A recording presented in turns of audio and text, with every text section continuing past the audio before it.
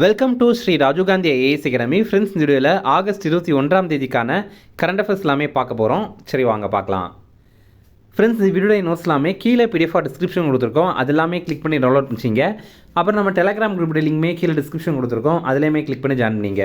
நம்முடைய டெலகிராம் குரூப்பில் current affairs quizzes நடத்திட்டு வரோம். நீங்களுமே ஜாயின் பண்ணி அட்டன் பண்ணிக்கலாம். ஓகே, சரி வாங்க பார்க்கலாம். ஃபஸ்ட்டு 31வது தென் மண்டல குழு கூட்டம் தமிழ்நாட்டின் எந்த பகுதியில் நடைபெற்றது? ஆன்சர் கோவளம். இந்த கோவளம் பார்த்திங்க அப்படின்னா செங்கல்பட்டு மாவட்டத்தில் மாமல்லபுரம் இருக்குல்ல, அது பக்கத்தில் தான் இருக்குது. அங்கே தான் பார்த்திங்க அப்படின்னா 31st southern Sonal council meeting வந்து நடந்திருக்கு. இதற்கு தலைமை தாங்கினது மத்திய உள்துறை மற்றும் கூட்டுறவுத்துறை அமைச்சரான அமித்ஷா அவர்கள். தென்மண்டல குழு கூட்டம் இது வந்து 1956வது ஆண்டு கொண்டு வரப்பட்ட மாநிலங்கள் மறுசீரமைப்பு சட்டத்தின் கீழே உருவாக்கப்பட்டது. இதில் உறுப்பினர்களாக ஆந்திர பிரதேசம், கர்நாடகா, கேரளா, தமிழ்நாடு, தெலுங்கானா மற்றும் புதுச்சேரி இருக்குது. இந்த மீட்டிங்கில் பார்த்திங்கன்னா நம்ம தமிழ்நாடு தரப்பிலிருந்து நம்ம தமிழக முதல்வர் விஜய் அவர்கள் கலந்து கொண்டார். அடுத்தது, பாகிஸ்தானின் மிக உயரிய விருது அறிவிக்கப்பட்ட இந்திய மருத்துவர் யார்? ஆன்சர் ஜால் ரதன்ஜி பட்டேல் மற்றும் டாக்டர் ஜால் தாய்ப்கோ கூ. இப்போ பார்த்திங்க அப்படின்னா பாகிஸ்தானுடைய மிக உயரிய விருது நிஷானி இம்தியாஸ் அப்படிங்கிறது. இது பாகிஸ்தானுடைய மிக உயர்ந்த குடிமகன் விருது. நமக்கு பாரத ரத்னா இருக்கிற மாதிரி அவங்களுக்கு இந்த நிஷானி இம்தியாஸ் அப்படிங்கிறது இருக்குது.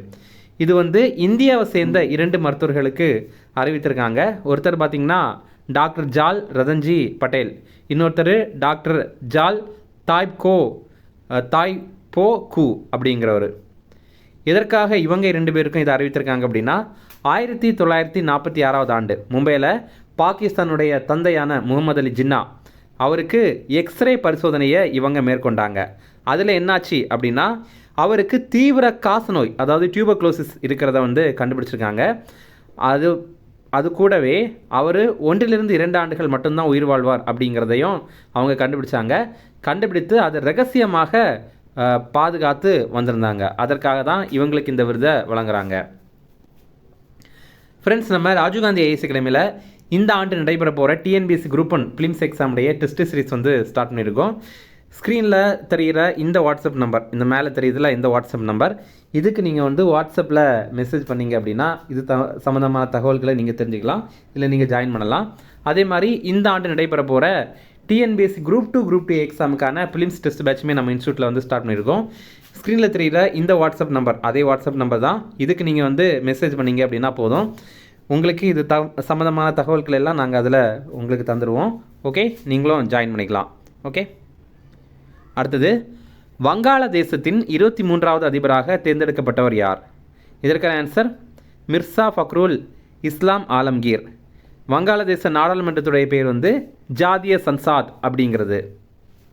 அடுத்தது, டெல்லி மாணவர் போராட்டத்தில் காவல்துறை அத்துமீறல்களை விசாரிக்க யாருடைய தலைமையில் குழு அமைக்கப்பட்டது? ஆன்சர் நீதிபதி ஆர் சுபாஷ் ரெட்டி. இப்போ பார்த்தீங்கன்னா டெல்லியில் கொஞ்ச நாட்களுக்கு முன்னாடி மாணவர்கள் போராட்டம் நடத்தினாங்க. எதனால் அப்படின்னா நீட் எக்ஸாமு முறையாக நடத்தணும் அப்படிங்கிறதுக்காகவும் அதில் நடந்த முறைகேடுக்கு கல்வித்துறை அமைச்சராக இருந்த தர்மேந்திர பிரதான் அவர்கள் வந்து ராஜினாமா பண்ணணும் அப்படிங்கிறதுக்காகவும் போராட்டம் நடத்தியிருந்தாங்க.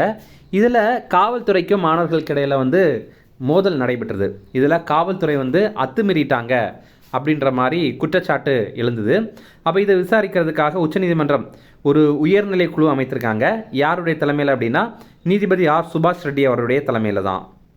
அடுத்தது, ஜாம்பியா நாட்டின் அதிபர் தேர்தலில் மீண்டும் வெற்றி பெற்றுள்ள தற்போதைய அதிபர் யார்?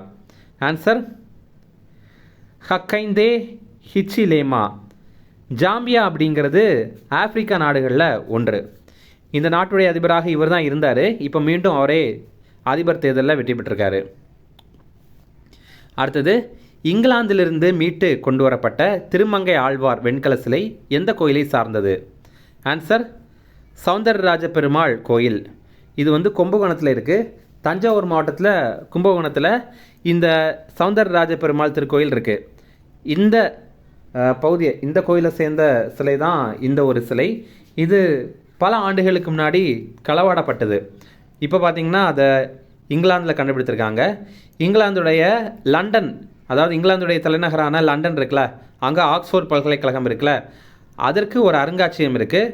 ஆஷ்மோலியன் அப்படிங்கிறது தான் அந்த அருங்காட்சியகம். அந்த அருங்காட்சியகத்தில் இதை கண்டுபிடிச்சிருக்காங்க. இப்போ வந்து அது நம்ம தமிழ்நாட்டிற்கு கொண்டு வந்திருக்காங்க. அடுத்தது, சிங்கப்பெண் கடன் திட்டம் எவ்வளவு ரூபாய் மதிப்பில் செயல்படுத்தப்படும்? ஆன்சர் ரூபாய் 7015 கோடி. இப்போ பார்த்தீங்கன்னா சிங்கப்பெண் கடன் திட்டம் இது வந்து பெண்களை தொழில் முனைவோர் ஆக்கிறதுக்காக ரூபாய் 7015 கோடி ரூபாயில் இந்த திட்டம் கூட்டுறவு நிறுவனங்கள் மூலமாக செயல்படுத்தப்படும் அப்படின்னு தமிழக அரசு தெரிவித்திருக்காங்க சட்டப்பேரவையில். அதே மாதிரி ஊரக தொழில் கடன் அப்படிங்கிற ஒன்று வழங்கப்படும். இது பார்த்திங்கன்னா விவசாயிகளுக்கு ரூபாய் 5000 கோடியில் 9% வட்டி விதத்தில் ஊரக தொழில் கடன் வழங்கப்படும் அப்படின்னு தெரிவித்திருக்காங்க. அப்புறம் வெற்றி வணிக சின்னம் இது பார்த்திங்கன்னா கூட்டுறவு நிறுவனங்கள்னால உற்பத்தி செய்யப்படுற பொருட்களுடைய லாபத்தை உயர்த்துறதுக்காக ஒரு பிராண்டை உருவாக்க போகிறாங்க, ஒரு வணிக சின்னம் உருவாக்க போகிறாங்க. அதுதான் வெற்றி அப்படிங்கிறது. அடுத்தது, 2026 சின்ஃபீல்டு கோப்பை செஸ் தொடரில் சாம்பியன் பட்டம் வென்றவர் யார்? Answer Wesley so. இந்த போட்டியில் சாம்பியன் பட்டம் வென்றது அமெரிக்காவை சேர்ந்த வெஸ்லி சோ. 2ஆம் இடம் பெற்றது நம்ம இந்தியாவை சேர்ந்த பிரக்ஞானந்தா. இந்த போட்டி அமெரிக்காவில் தான் நடைபெற்றது. அடுத்தது, புத்தகங்கள் மற்றும் அதனுடைய ஆசிரியர்கள் பற்றி பார்க்கலாம். புத்தகத்துடைய பேர் belonging a journey of love அப்படிங்கிற புத்தகம். இதை நீங்கள் பிலாங்கிங் மட்டும் படித்தாலே போதுமானது. ஏன்னா இந்த புக்கில் அதுதான் ரொம்ப பெரிதாக கொடுத்துருக்காங்க. ஆனால் நம்ம எக்ஸாம்லேயுமே அதை மட்டும் நம்ம படித்தாலே ஆன்சர் பண்ணிட முடியும். இதை வந்து சோனியா காந்தி அவர்கள் தான் எழுதியிருக்காங்க. இது அவங்களுடைய நினைவு குறிப்புகள். அதாவது இது அவங்களுடைய ஆட்டோபயோகிராஃபி இல்லை. அதாவது ஒரு ஆட்டோபயோகிராஃபிக்கும் ஒரு நினைவு குறிப்புக்கும் என்ன வித்தியாசம்னா, ஆட்டோபயோகிராஃபியில் அவங்க வாழ்க்கையை முழுவதுமே எழுதியிருப்பாங்க. ஓகேவா? இப்போ காந்தியுடைய சத்திய சோதனை மாதிரின்னு வச்சிங்களேன். ஆனால் இந்த நினைவு குறிப்புகள் அப்படிங்கிறது ஒரு குறிப்பிட்ட பகுதியை மட்டும் அவங்க நான் இதை மட்டும்தான் எழுதுறதுக்கு விருப்பப்படுறேன் அப்படின்ற மாதிரி எழுதுறது தான் இது. யார் இந்த சோனியா காந்தி அப்படின்னா, இவங்க காங்கிரஸ் கட்சியுடைய மூத்த தலைவராக இருக்காங்க. கூடவே மாநிலங்களவை ராஜ்யசபா இருக்குல்ல, அதோடைய எம்பியாகவும் இருக்கிறாங்க.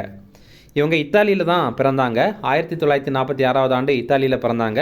அதுக்கப்புறம் இவங்க முன்னாள் பிரதமர் ராஜீவ் காந்தி அவங்கள வந்து திருமணம் பண்ணாங்க. ஓகே, முக்கிய தினங்கள் பார்க்கலாம். பயங்கரவாதத்தால் பாதிக்கப்பட்டவர்களுக்கான சர்வதேச நினைவு தினம் இது ஆகஸ்ட் 21ஆம் தேதி. International day of remembrance and tribute to the victims of terrorism day அப்படிங்கிறது. இந்த ஆண்டுக்கான கருப்பொருள் நினைவு கூறுவதன் மூலம் குணமடைதல் அப்படிங்கிறது தான். ஹீலிங் த்ரூ மெமரி அப்படிங்கிறது. அடுத்தது, உலக மூத்த குடிமக்கள் தினம் இது ஆகஸ்ட் 21ஆம் தேதி. வேர்ல்டு சீனியர் சிட்டிசன்ஸ் டே அப்படிங்கிறது. மூத்த குடிமக்கள் ஆணையத்தை நிறுவிய இந்தியாவுடைய முதல் மாநிலம் வந்து கேரளம். அடுத்ததாக உலக தொழில் முனைவோர் தினம் இது ஆகஸ்ட் 21ஆம் தேதி. வேர்ல்டு ஆண்டர்பிரினர் டே. நமக்கு இந்திய அரசு தொழில் முனைவோரை உருவாக்குறதுக்காக முக்கியமான ஒரு திட்டத்தை தொடங்கியிருந்தாங்க. அந்த திட்டம் தான் ஸ்டார்ட் அப் இந்தியா திட்டம். 2016 ஜனவரி 16ஆம் தேதி இந்த திட்டத்தை தொடங்கியிருந்தாங்க. இது ஸ்டார்ட் அப் நிறுவனங்களுக்கு நிதியுதவி வழங்குகிற திட்டம் தான் இது. இது மத்திய வணிகம் மற்றும் தொழில்துறை அமைச்சகத்தின் மூலமாக செயல்படுத்தப்படுது. இனி ரிவிஷன் பார்க்கலாம். 31வது தென் மண்டல குழு கூட்டம் தமிழ்நாட்டில் எந்த பகுதியில் நடைபெற்றது? ஆன்சர் கோவளம். அடுத்தது, பாகிஸ்தானின் மிக உயரிய விருது அறிவிக்கப்பட்ட இந்திய மருத்துவர் யார்? ஆன்சர் ஏ மற்றும் டி. அதாவது டாக்டர் ஜால் ரத்தன்ஜி பட்டேல் மற்றும் டாக்டர் ஜால் தாய் போக்கு. அடுத்தது, வங்காளதேசத்தின் 23வது அதிபராக தேர்ந்தெடுக்கப்பட்டவர் யார்? ஆன்சர் மிர்சா ஃபக்ருல் இஸ்லாம் ஆலம்கீர். அடுத்தது, மாணவர் போராட்டங்களில் நிகழ்ந்த காவல்துறை அத்துமீறல்களை விசாரிக்க யாருடைய தலைமையில் குழு அமைக்கப்பட்டது? ஆன்சர் நீதிபதி ஆர் சுபாஷ் ரெட்டி. அடுத்தது, ஜாம்பியா நாட்டின் அதிபர் தேர்தலில் மீண்டும் வெற்றி பெற்றுள்ள தற்போதைய அதிபர் யார்? ஆன்சர் ஹக்கைந்தே ஹிச்லேமா. அடுத்தது, இங்கிலாந்திலிருந்து மீட்டு கொண்டு வரப்பட்ட திருமங்கை ஆழ்வார் வெண்கல சிலை எந்த கோயிலை சார்ந்தது? ஆன்சர் சௌந்தரராஜ பெருமாள் திருக்கோயில், கும்பகோணம். அடுத்தது, சிங்கப்பெண் கடன் திட்டம் எவ்வளவு ரூபாய் மதிப்பில் செயல்படுத்தப்படும்? ஆன்சர் ரூபாய் 7015 கோடி. அடுத்தது, 2026 சின்ஃபீல்டு கோப்பை செஸ் தொடரில் சாம்பியன் பட்டம் வென்றவர் யார்? Answer Wesley so. நம்ம இந்தியாவை சேர்ந்த பிரக்ஞானந்தா 2ஆம் இடம் பெற்றிருக்காரு. அவ்வளோதான் ஃப்ரெண்ட்ஸ். அப்புறம் வந்து போன வீடியோவில் நம்ம ஒரு ப்ரீவியஸ் இயர் கேள்வி கேட்டிருந்தோம். அதற்கான ஆன்சர் பார்க்கலாம். 1923 இளம் வயதில் இந்திய தேசிய காங்கிரஸின் தலைவராக தேர்ந்தெடுக்கப்பட்ட நபரின் பெயரை குறிப்பிடுக. ஆன்சர் வந்து ஆப்ஷன் பி, அபுல் கலாம் ஆசாத் அப்படிங்கிறவர் தான். 1923 டெல்லியில் இந்திய தேசிய காங்கிரஸுடைய சிறப்பு கூட்டம் நடைபெற்றிருக்கும். அதில் தான் இவர் வந்து தலைவராக இருப்பார். அடுத்தது இந்த வீடியோக்கான கேள்வி, இந்திய தேசிய காங்கிரஸில் நீண்ட காலம் தலைவராக இருந்தவர் யார் அப்படிங்கிறத கமெண்ட் பண்ணுங்கள்.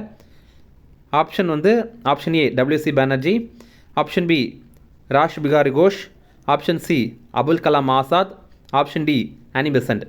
இதில் கரெக்டான ஆன்சரை கமெண்ட் பண்ணுங்கள். இந்த வீடியோ பிடிச்சினா கண்டிப்பாக லைக் பண்ணுங்கள். உங்களுடைய நண்பர்களுக்குமே ஷேர் பண்ணுங்கள். கண்டிப்பாக இது அவங்களுக்கும் பயனுள்ளதாக இருக்கும். Okay, thank you.